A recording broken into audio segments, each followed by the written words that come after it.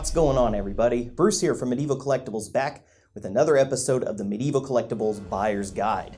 In this episode, we'll be getting back to our LARP roots and taking a look at Mytholon, which is quickly becoming one of the most well-known LARP companies out there today. Mytholon is a company based out of Hamburg, Germany, and they are our brand of the month for September 2018. The thing you have to understand about Mytholon is that they offer just about anything and everything that a LARPer could ever need, all under one roof.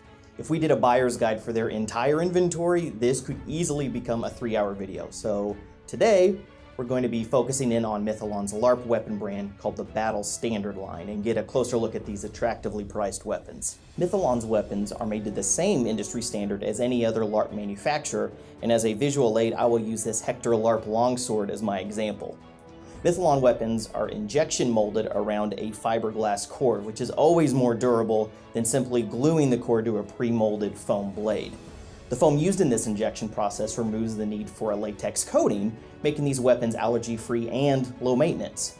You'll see on every weapon a small hole centered on the blade. This is a result of Mytholon's injection process, but doesn't adversely affect the durability or the integrity of the weapon. All of these weapons are painted to resemble either steel or gold, and every weapon has been dry brushed by hand with a metallic highlight to really make the corners and edges pop.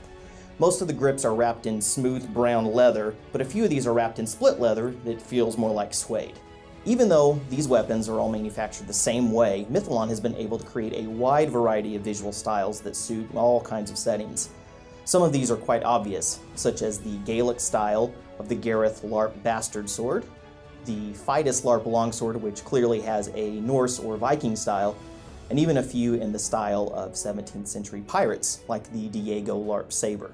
Others are much more in the realm of fantasy, such as this KOMIR LARP sword, which has a beautiful, shapely 31-inch blade with a massive pommel on the end. The other sword I would consider to rest in the realm of fantasy is this SEVERIAN LARP sword, simply due to the length of the blade compared to the handle.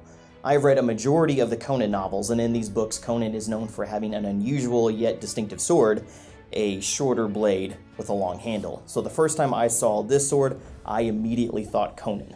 Another aspect I love about the Mytholon weapons is the collections or sets of weapons that come in various lengths, but all adhere to the same visual style. A prime example would be the weapons in the Heinrich line. Here we have the Heinrich LARP longsword, and then the Heinrich LARP shortsword, and then finally the Heinrich LARP dagger. If you're LARPing as the kind of character who would have to coordinate all of his weapons, this would be the ideal route to go. Also, if you LARP with the same group of players within a much larger organization, coordinating weapons like this can be a great way to show team spirit. Before I move on, I have to give a shout out to the people at Mytholon for one thing in particular. Working here at Medieval Collectibles, I have been able to get my hands on a lot of different LARP weapons from manufacturers all over the world, and I have to say, no one is doing rubber wood right now better than Mytholon. Take a look at the handle of this ALMARIK LARP battle axe. On most LARP weapons that attempt to simulate wood, either the color is right but the texture is all wrong, or the color is wrong but the texture is right. Mytholon has created something that feels authentic and looks amazing. Mytholon also makes quite a few LARP knives and throwing daggers.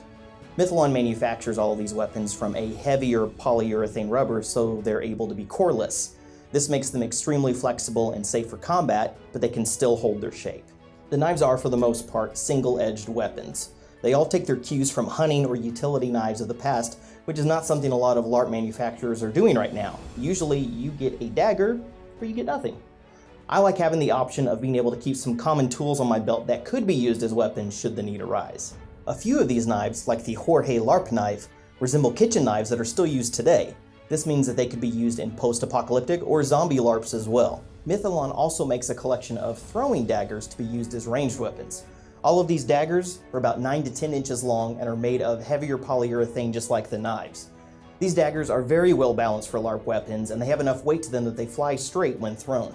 But even if throwing daggers aren't your thing, any one of these, like the AURIC LARP throwing dagger in particular, would make a great weapon to tuck up your sleeve or in your boot. And with all this talk of weapons, I'd be remiss if I didn't mention a couple of the shields manufactured by Mytholon. The first shield here is the BERENGAR shield, which is a 40-inch rectangular shield ideal for close quarters defense. The front of the shield is made from uncoated foam, and that's because it's designed to be fitted with one of these canvas shield covers, like this BERENGAR two-colored shield cover.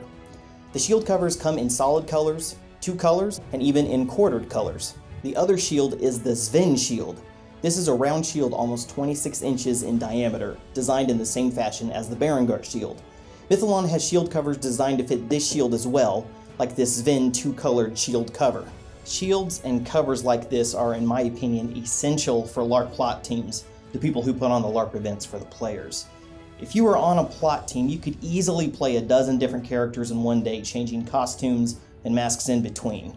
So having one shield that you can reskin with 4 to 5 different covers is far more cost effective than buying 5 different shields. Now, we come to what is one of the most appealing qualities of Mytholon weapons, the affordable prices. We don't have time in this video to go over the cost of every single item, but what I can say is this: every item that you have seen today is less than $100. In fact, just about all of the swords range from $20 to $60.